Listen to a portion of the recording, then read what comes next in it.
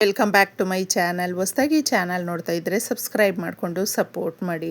ಸಚ್ಚಿದಾನಂದ ಸಾಯಿನಾಥ್ಗೆ ನಮಸ್ಕಾರ ಮಾಡುತ್ತಾ ಸಾಯಿನಾಥರ ಅನುಗ್ರಹ ಎಲ್ಲರ ಮೇಲೂ ಇರಲಿ ಅಂತ ವಿಡಿಯೋ ಪ್ರಾರಂಭ ಮಾಡ್ತಾ ಇದ್ದೀನಿ. ಸ್ನೇಹಿತರೆ, ಈ ಚಮತ್ಕಾರಿ ನೀರನ್ನು, ಈ ಅದ್ಭುತವಾದ ನೀರನ್ನು ನಿಮ್ಮ ಮನೆಯಲ್ಲಿ ಪ್ರೋಕ್ಷಣೆ ಮಾಡೋದ್ರಿಂದ ನಿಮ್ಮ ಮನೆಯಲ್ಲಿ ಇರುವಂಥ ಸಮಸ್ಯೆಗಳನ್ನು ಹೋಗಲಾಡಿಸ್ಕೊಳ್ಬಹುದು. ಈ ಪರಿಹಾರ ಬಂದು ಶನಿವಾರ ಮಾಡ್ಕೊಳ್ಳಿ. ಶನಿವಾರ ತುಂಬ ಉತ್ತಮವಾಗಿರುತ್ತೆ. ಏಕೆಂದರೆ ನಾವು ನ್ಯಾಯವನ್ನು ಪಡ್ಕೊಳ್ಬೇಕು. ನ್ಯಾಯ ದೇವತೆ ಯಾರು?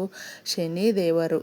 ಶನಿವಾರ ನಾವು ಕಲಿಯುಗದ ಭಗವಂತನನ್ನು ಕೂಡ ಆರಾಧನೆ ಮಾಡ್ತೀವಿ. ಹನುಮನನ್ನು ಕೂಡ ಪೂಜೆ ಮಾಡೋದ್ರಿಂದ ನೋಡಿ ಎಷ್ಟೊಂದು ಶಕ್ತಿ ದೇವತೆಗಳನ್ನು ನಾವು ಶನಿವಾರ ಆರಾಧನೆ ಮಾಡ್ತೀವಿ.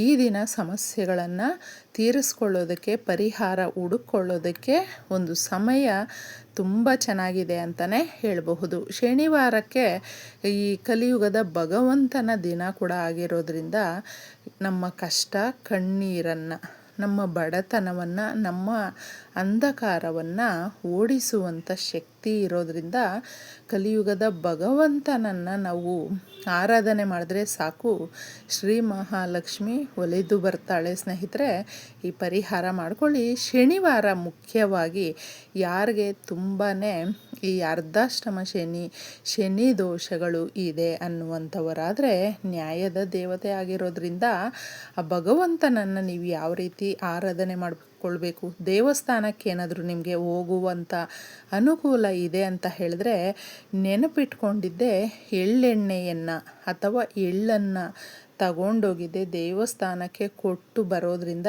ಎಳ್ಳೆಣ್ಣೆಯಿಂದ ನಾವು ತೈಲಾಭಿಷೇಕ ಅಂತ ಹೇಳ್ತೀವಿ. ಈ ರೀತಿ ಅಭಿಷೇಕವನ್ನು ಮಾಡ್ಕೊಂಡು ಬರೋದ್ರಿಂದ ಎಷ್ಟೋ ಸಮಸ್ಯೆಗಳಿಂದ ಪಾರಾಗಬಹುದು. ಹಾಗೆ ಮುಖ್ಯವಾಗಿ ಆರೋಗ್ಯದ ಸಮಸ್ಯೆಗಳು, ಮೂಳೆ ಸಂಬಂಧಪಟ್ಟಂಥ ಕಾಯಿಲೆಗಳು ಇದ್ದರೆ ಮಾತ್ರ ತುಂಬ ಚೆನ್ನಾಗಿ ನಿವಾರಣೆ ಆಗಿ ಚೇತರಿಕೆಯಿಂದ ನಾವು ಆರಾಮಾಗಿ ಇರುವಂತೆ ಮಾಡುತ್ತೆ.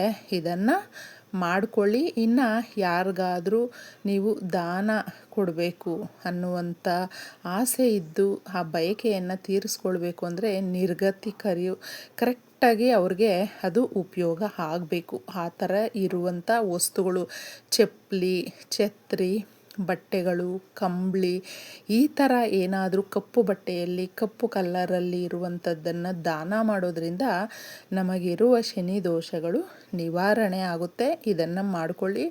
ವುಡ್ಡನ್ ವಸ್ತುಗಳನ್ನು, ಶಾರ್ಪ್ ಆಗಿರುವಂಥ ವಸ್ತುಗಳನ್ನು, ಕಬ್ಬಿಣದ ವಸ್ತುಗಳನ್ನು ಹಾಗೂ ಎಣ್ಣೆ ಪದಾರ್ಥಗಳನ್ನು ಮನೆಗೆ ಕೊಂಡ್ಕೊಂಡು ಬರಬೇಡಿ.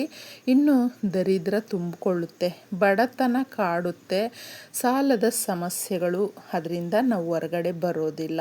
ಅದಕ್ಕೆ ಅಷ್ಟನ್ನು ನೆನಪಿಟ್ಕೊಂಡಿದೆ ಆ ದಿನಗಳಲ್ಲಿ ಫಾಲೋ ಮಾಡಿ ಉತ್ತಮವಾದ ಫಲವನ್ನು ನೋಡಬಹುದು. ಇನ್ನು ನಮ್ಮ ಮನೆಗಳಲ್ಲಿ ಯಾವಾಗಲೂ ಒಂದಲ್ಲ ಒಂದು ರೀತಿಯಲ್ಲಿ ಸಮಸ್ಯೆಗಳು ಕಾಡ್ತಾ ಇದ್ದಾಗ ಅದನ್ನು ನೆಗೆಟಿವ್ ಎನರ್ಜಿಯನ್ನು ಹೋಗಲಾಡಿಸುತ್ತೆ. ಈ ಬಡತನವನ್ನು ಮುಖ್ಯವಾಗಿ ತೊಲಗಿಸುವಂಥ ಶಕ್ತಿದಾಯಕವಾದ ನೀರು ನಮಗೆ ಪರಿಹಾರ ಶಾಸ್ತ್ರಗಳಲ್ಲೇ ಯಾವಾಗಲೂ ಯಾವುದೇ ಪೂಜೆ ಪುನಸ್ಕಾರಗಳಿಗೆ ನಾವು ಕಳಶ ಪ್ರತಿಷ್ಠಾಪನೆ ಮಾಡಬೇಕು ಅಂದರೂ ಕೂಡ ಅದು ಪ್ರಾಣ ಪ್ರತಿಷ್ಠಾಪನೆ ಅಂತ ಹೇಳ್ತೀವಿ. ನೀರು ನೆನಪಿನ ಶಕ್ತಿ ಜಾಸ್ತಿ ಹೊಂದಿರುತ್ತೆ. ಸಮಸ್ಯೆಗಳನ್ನು ಹೋಗಲಾಡಿಸುವಂಥ ಶಕ್ತಿ ತನ್ನಲ್ಲಿ ಜಾಸ್ತಿ ಇರುತ್ತೆ. ಅದಕ್ಕೆ ನೀರನ್ನು ನಾವು ಬಳಸಿ ಪರಿಹಾರ ಮಾಡೋದ್ರಿಂದ ಯಾವುದೇ ರೀತಿಯ ಕಷ್ಟ ಕಾರ್ಪಣ್ಯಗಳಿದ್ದರೂ ನಿವಾರಣೆ ಆಗುತ್ತೆ. ಒಂದು ಶುದ್ಧವಾದಂಥ ತಾಮ್ರದ ಚೊಂಬನ್ನು ತಗೊಂಡು ನೀರನ್ನು ಚೆನ್ನಾಗಿ ನೀವು ಅದನ್ನು ತೊಳೆದು ತಗೊಳ್ಳಿ. ನೀರನ್ನು ತಗೊಂಡಿದ್ದೆ ಇದರಲ್ಲಿ ಹಾಕುವಂಥ ವಸ್ತುಗಳು ವಿಶೇಷತೆಯಿಂದ ಇರುತ್ತೆ. ಸಮಸ್ಯೆಗಳನ್ನು ಹೋಗಲಾಡಿಸುವಂಥ ಶಕ್ತಿ ಇದರಲ್ಲಿ ಇರೋದ್ರಿಂದ ಬೇವಿನ ಎಲೆಗಳನ್ನು ಸ್ವಲ್ಪ ತಗೊಳ್ಳಿ. ಹಾಗೆ ಅರಿಶಿಣವನ್ನು ತಗೊಳ್ಳಿ, ಸ್ವಲ್ಪ ಗಂಧವನ್ನು ನಾವು ತಗೊಳ್ಬೇಕು. ಇನ್ನು ಮುಖ್ಯವಾಗಿ ಇದರಲ್ಲಿ ಬಳಸಬೇಕಾದ್ರೆ ಸ್ವಲ್ಪ ಪಚ್ಚ ಕರ್ಪೂರವನ್ನು ತಗೊಳ್ಬೇಕು, ಹಾಗೆ ಕಲ್ಲುಪ್ಪನ್ನು ತಗೊಳ್ಬೇಕು. ಈ ವಸ್ತುಗಳನ್ನು ನೀವು ನೋಡಬಹುದು. ನಾವು ದುರ್ಗಾದೇವಿಯ ಆಶೀರ್ವಾದ ಬೇಕು. ಯಾವುದಕ್ಕೋ ಭಯ ಪಡ್ತಾ ಇರ್ತಾರೆ ಹೆಣ್ಣು ಮಕ್ಕಳು.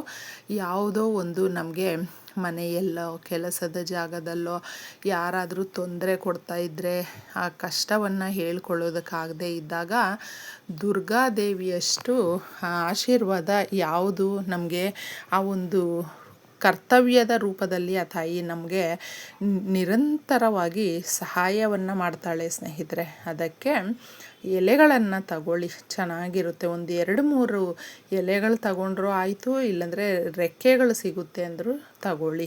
ಈ ವಸ್ತುಗಳನ್ನು ಎಲ್ಲವೂ ಕೂಡ ಸ್ವಲ್ಪ ಸ್ವಲ್ಪ ಈ ನೀರಲ್ಲಿ ಹಾಕಿ ಚೆನ್ನಾಗಿ ಮಿಕ್ಸ್ ಮಾಡಿ.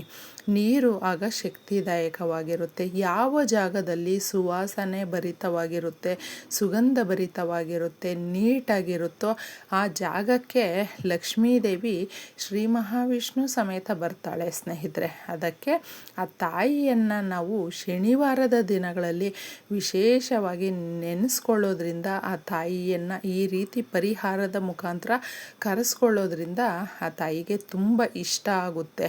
ಅದಕ್ಕೋಸ್ಕರ ಇಷ್ಟು ಸುಲಭವಾಗಿ ನೀವು ಈ ನೀರನ್ನು ಕ್ಲೀನಾಗಿ ಮಿಕ್ಸ್ ಮಾಡಿದ್ದೆ ಮೊದಲು ನೀವು ನಿಮ್ಮ ಪ್ರಾಧಾನ್ಯದ ಡೋರನ್ನು ಓಪನ್ ಮಾಡಿ ಇಟ್ಕೊಂಡಿರಿ.